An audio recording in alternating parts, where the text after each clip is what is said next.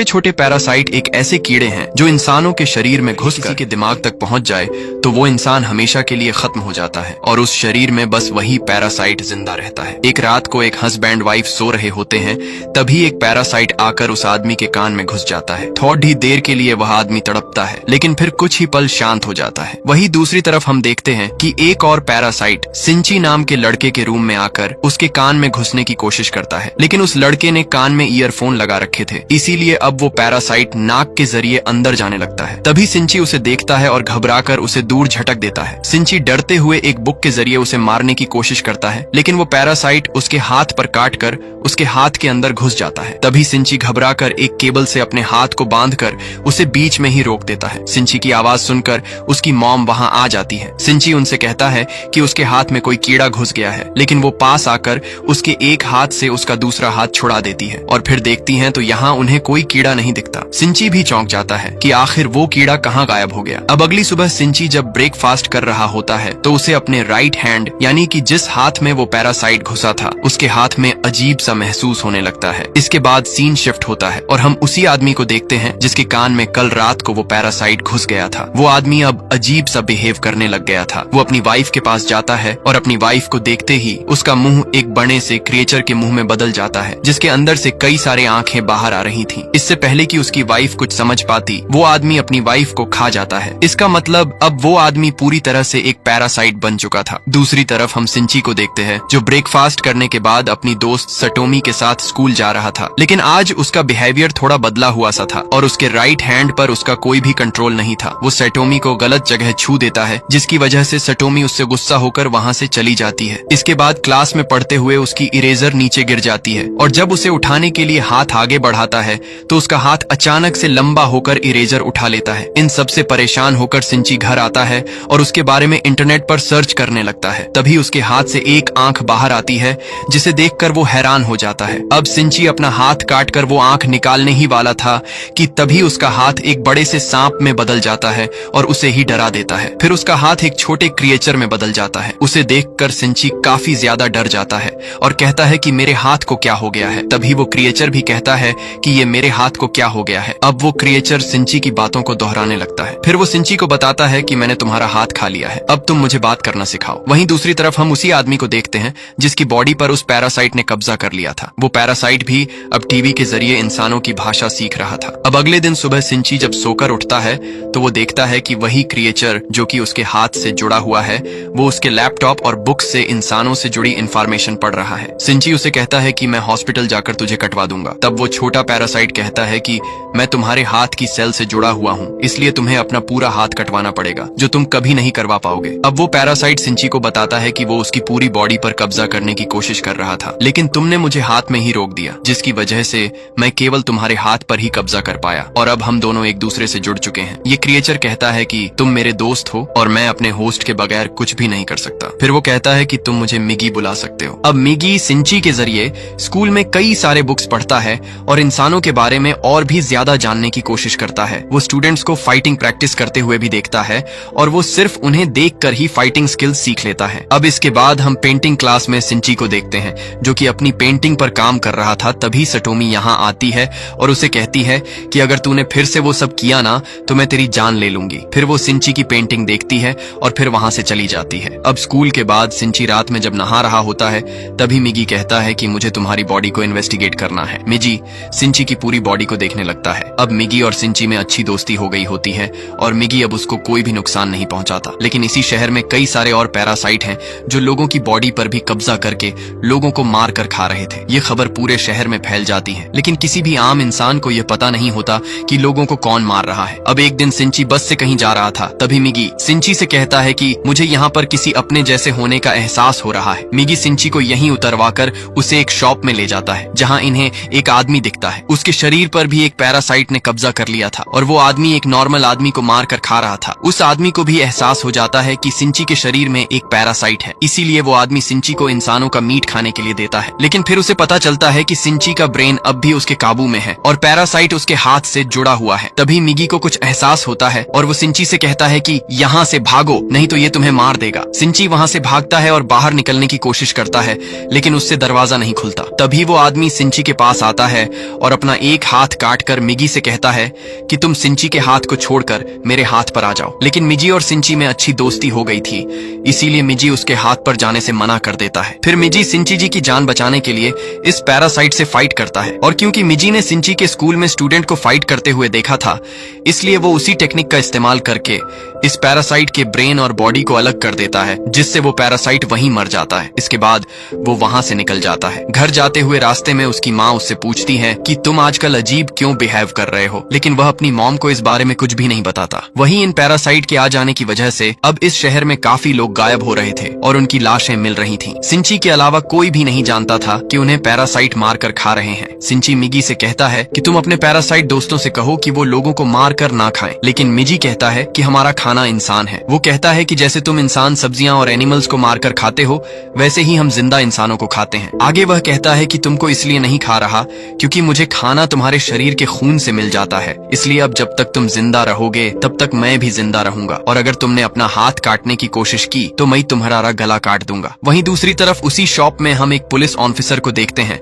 जहां उसी पैरासाइट की डेड बॉडी मिलती है जिसे सिंची और मिगी ने मारा था। यहाँ इन दोनों पुलिस ऑफिसर को पता चलता है कि मरने वाले आदमी ने पहले किसी इंसान का मीट खाया था। ये दोनों पुलिस ऑफिसर्स अब इस केस को सॉल्व करने की कोशिश करते हैं। अगले दिन हम सिंची को देखते हैं जो कि अपने स्कूल में था। तभी मिगी को एहसास होता है कि यहाँ भी उसी के जैसा कोई पैरासाइट है जिसने किसी इंसान को अपने काबू में कर लिया है। तभी इनके प्रिंसिपल इनकी नई टीचर तमिया रियोगो को इनसे इंट्रोड्यूस कराते हैं। मिगी और सिंची समझ जाते हैं कि तमिया ही वो पैरासाइट है। वही तमिया भी अपने पैरासाइट सेंस की मदद से ये समझ जाती है कि सिंची भी एक पैरासाइट से जुड़ा हुआ है। फिर इसके बाद सिंची तामिया के पास जाता है। तभी तामिया उससे कहती है कि मुझसे डरो मत। तामिया पैरासाइट बाकी पैरासाइट से बिल्कुल अलग होती है और इस पैरासाइट को एक्सपेरिमेंट करने का काफी शौक होता है, यहाँ तक कि उसने एक दूसरे पैरासाइट के साथ मिलकर अपनी इस बॉडी को प्रेग्नेंट भी कर लिया होता है, ताकि वह यह देख सके कि इस तरह जन्म लेने वाला बच्चा आखिर क्या बनेगा। यहाँ सिंची उससे कहता है कि तुम यहाँ स्कूल में क्या करने आई हो। इस पर वह कहती है कि मैं बस नॉर्मल इंसान की तरह जीना चाहती हूँ। वो सिंची से कहती है कि मैं तुमसे और बात करती,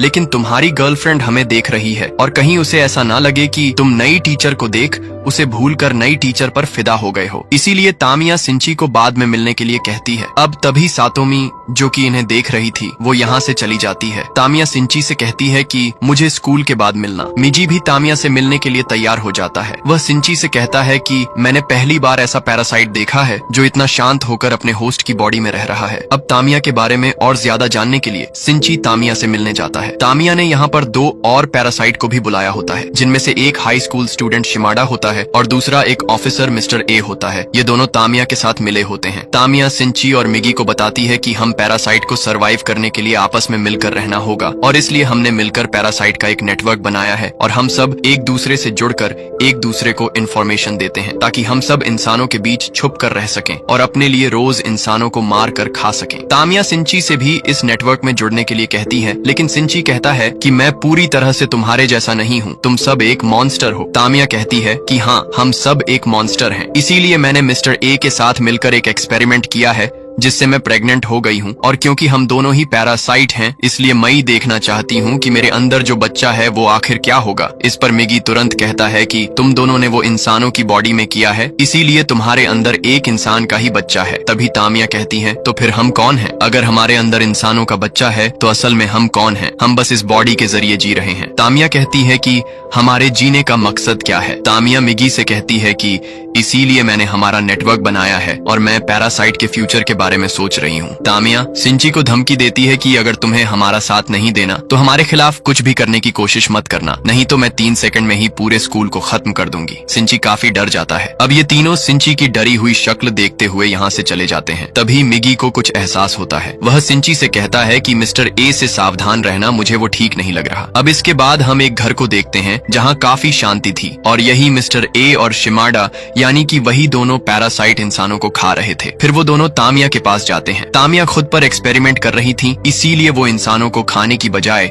इंसानों जैसी रहने की कोशिश कर रही थी। वो इंसानों जैसा ही खाना भी खाती है। वो कहती है, हमें इंसानों के बीच रहने के लिए इंसानों के जैसा ही सोचना होगा तभी हम यहाँ सरवाइव कर पाएंगे। वहीं दूसरी तरफ सिंची काफी परेशान था, लेकिन वो अपनी मॉम को भी ये सब नहीं बता पा रहा था। वो अपनी मॉम से कहता है कि आप घर में ही रहना, क्योंकि वो जानता था कि बाहर काफी ज्यादा पैरासाइट हैं जो इंसानों को मार कर खा रहे हैं। लेकिन उसकी मॉम ये नहीं जानती थी, इसीलिए वो सिंची की बात पर खास ध्यान नहीं देती। अब एक दिन रात में अपने घर आते समय सिंची का सामना मिस्टर ए से होता है, और मिस्टर ए को अब तक ये पता चल चुका था कि उस शॉप में जो पैरासाइट मरा था उसे सिंची और मिगी ने ही मिलकर मारा था। इसलिए मिस्टर ए सिंची को मारने के लिए उस पर हमला करता है, लेकिन मिगी सिंची को बचा लेता है। मिगी मिस्टर ए से फाइट करने लगता है। इन दोनों में यहाँ काफी तगड़ी फाइट चल रही थी कि तभी सिंची आगे बढ़कर मिस्टर ए के अंदर एक लोहे का पाइप घुसा देता है, जिससे मिस्टर ए की बॉडी से खून बहने लगता है। और क्योंकि ये पैरासाइट एक इंसान की बॉडी में था, इसीलिए ये बॉडी कमजोर होने की वजह से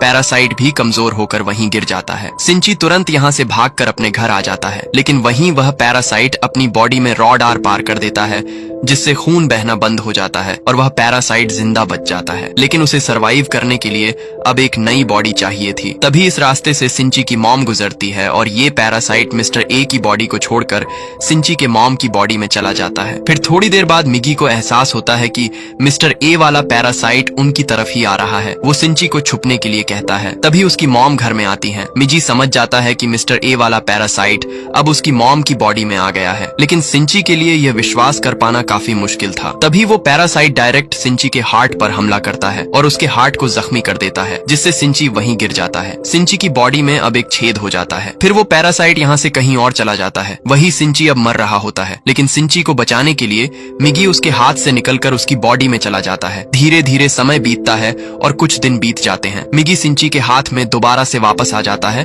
और सिंची जाग जाता है। वह अब बिल्कुल ठीक हो गया था। फिर मिगी उसे बताता है कि मैंने तुम्हारे हार्ट को ठीक करने के लिए अपने एक हिस्से को वहां छोड़ दिया है, जिससे तुम्हारा हार्ट वापस रिकवर हो गया और तुम्हारी जान बच गई। मगर वही सिंची दोबारा से जिंदा होकर बिल्कुल भी खुश नहीं था। उसके लिए अब जिंदगी में कुछ भी नहीं बचा था। यहाँ से खूब रोता है। फिर अगले दिन सिंची तामिया के पास जा रहा था, तभी उसे रास्ते में सातोमी मिलती है। सातोमी उससे बात करती है, लेकिन सिंची का बिहेवियर अब फिर से बदलने लगा था। वो सातोमी से बात नहीं करता और भागता हुआ डायरेक्ट तामिया के पास जाता है। वह तामिया से कहता है कि मिस्टर ए कहाँ है, लेकिन तामिया कहती है कि उसे तो तुमने मार दिया। यहाँ तामिया सब कुछ जानती थी, लेकिन फिर भी वो ऐसे बिहेव कर रही थी जैसे वो कुछ नहीं जानती। मिगी तामिया को बताता है कि मिस्टर ए ने उस पुलिस ऑफिसर की बॉडी को छोड़कर सिंची की मोम की बॉडी को ले लिया है। सिंची कहता है, मिस्टर, ये तुमसे जुड़ा हुआ था, इसीलिए तुम्हें जरूर पता होगा कि वो कहाँ है। लेकिन तामिया साफ साफ सिंची को मिस्टर ए का पता बताने से मना कर देती है। सिंची उसे डराने के लिए एक चाकू निकालता है, लेकिन तामिया इन दोनों को ही डरा कर यहाँ से जाने लगती है। तभी सिंची उसकी तरफ चाकू फेंकता है, मगर वो चाकू पकड़कर वापस सिंची की तरफ ही फेंक देती है। वो जानबूझकर सिंची को नहीं मारती और फिर वो यहाँ से चली जाती है। वहीं उन ऑफिसर्स को मिस्टर ए यानी कि उस पुलिस ऑफिसर की बॉडी मिलती है। यहाँ इन्हें जांच से पता चल जाता है कि उस पुलिस ऑफिसर और शॉप के मालिक